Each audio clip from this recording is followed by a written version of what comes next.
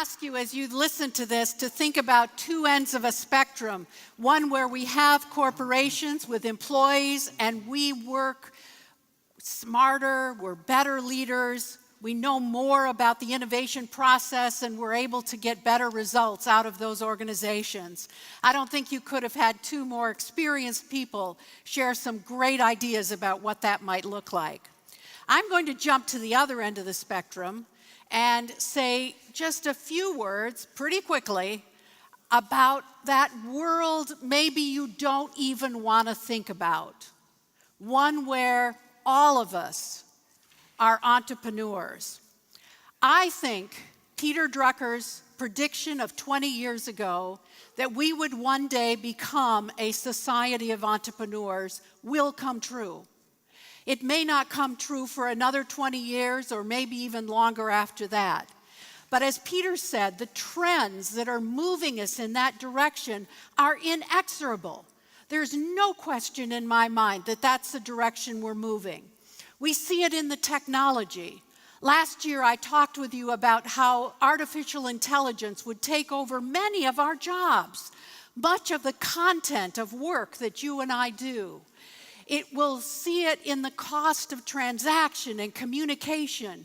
We'll see it in the kinds of implications that people like Ronald Coase told us about 100 years ago, and as organizations will shrink as costs of transactions decline.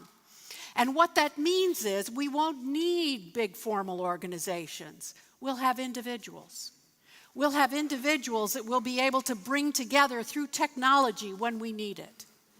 Other inexorable trends, demographics, people who want to work longer but want to work on a different basis, people who want more meaning out of the work that they're doing. And of course, the nature of work itself, the fact that so much of what creates value in your companies today is not standardization. It is, in fact, this sense of digging down and coming up with things that are creative and new. So I believe we are on a path, despite what's happened in UK, despite what happened last week in the US, of moving toward a more entrepreneurial society. This notion of going back in time and recapturing those high-paying manufacturing jobs is nonsense. It's not going to happen. We're going to move forward in this entrepreneurial society, and it's time we think about it and get ready to do it in a very good way. Sally Osberg talked about 90% of the economy in Asia being this informal economy already. Nicholas Collin reminded us of the sleeping giant that exists within the United States.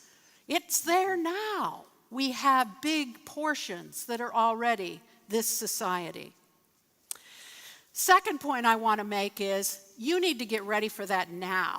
There's a lot we can do in organizations to get ready for an entrepreneurial society. You should be doing things like setting your organization up around projects.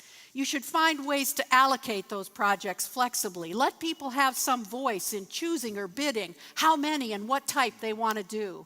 And most importantly, tie compensation to projects, not to hours. Get rid of the notion of hours in much of your business and think about that end product of the project. You should have a portfolio of relationships with people. Yeah, you'll have some full-time employees, but you should have lots of other ways of relating to people as well, as contractors, as thought leaders, for hours at a time, for minutes at a time, for weeks or years at a time. You need to begin to attract people on the two things that count today, and there are two. One is the accumulation of knowledge. I like to call it badging.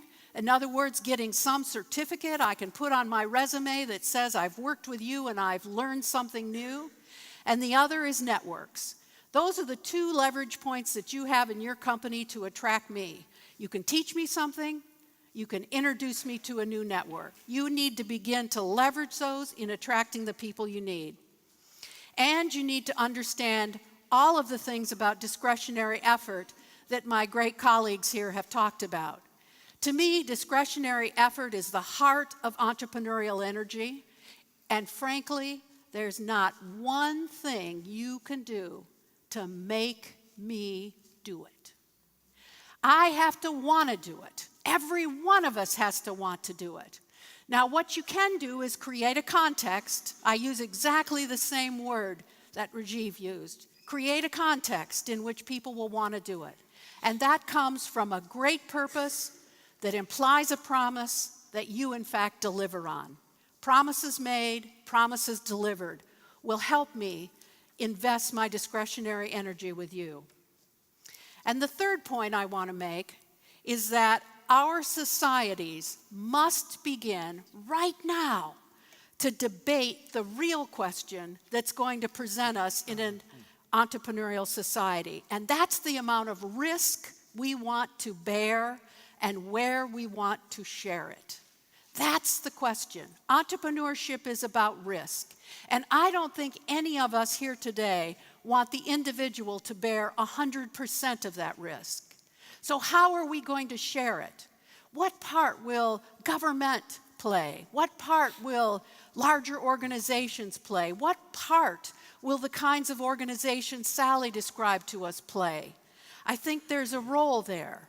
It may be about minimum wage. It may be about health care. But that's what we should be talking about. What's the safety net for an entrepreneurial society?